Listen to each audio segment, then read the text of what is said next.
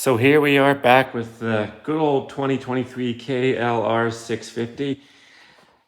I had bought this JNS lowered foot peg lever and could not find anything on YouTube regarding how to install it. So I just wanted to do this video on how to install it. So if somebody else needs a little bit of a reference, then this could hopefully help you out. So hope this does help you. Here's a comparison of the stock rear brake lever versus the JNS unit. Stock rear lever is on the right, JNS unit is on the left here. You can already see that the JNS unit has a little bit of a sharper angle here, and that allows for the lowering capability. And it's a little difficult to see here. So if you lay these two units together here, you can see that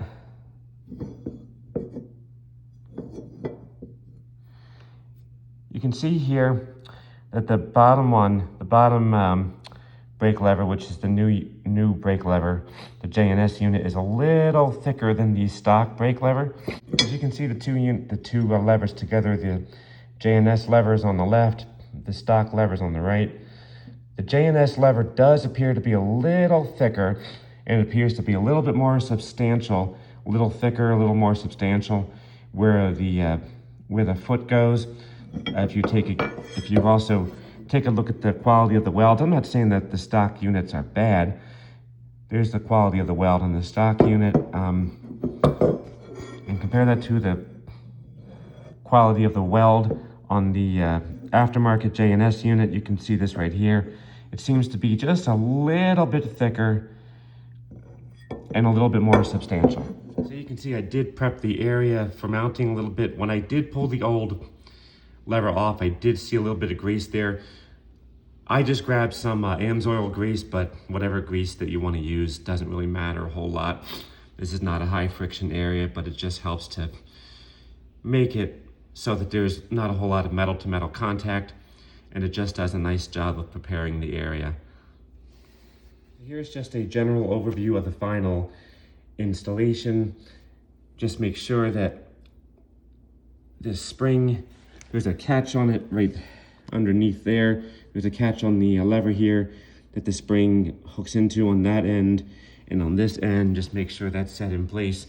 When reinstalling the brake lever onto the main pivot, you'll also notice that there's a coil spring back here. There's a catch here, and there's a catch right under there. May not be able to see it there, but it also needs to fit into a little bit of a groove here, so that when you depress the brake lever, you might be able to see it right there. The brake lever just comes back firmly.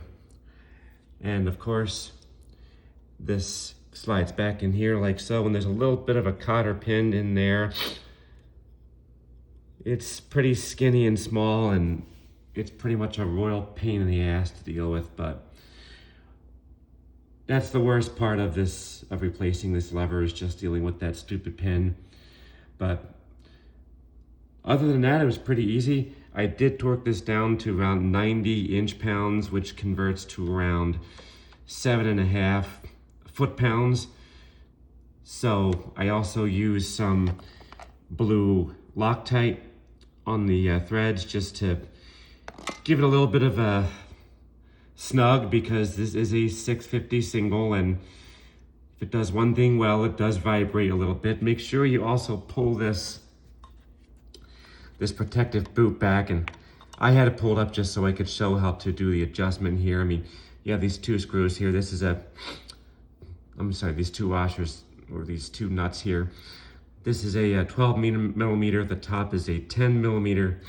You do want to get a slim wrench for this, or you can just use the slim part of the of these grips that come as part of the Kawasaki tool set, which is what I did. But yep, just pull this boot over and the job will be finished.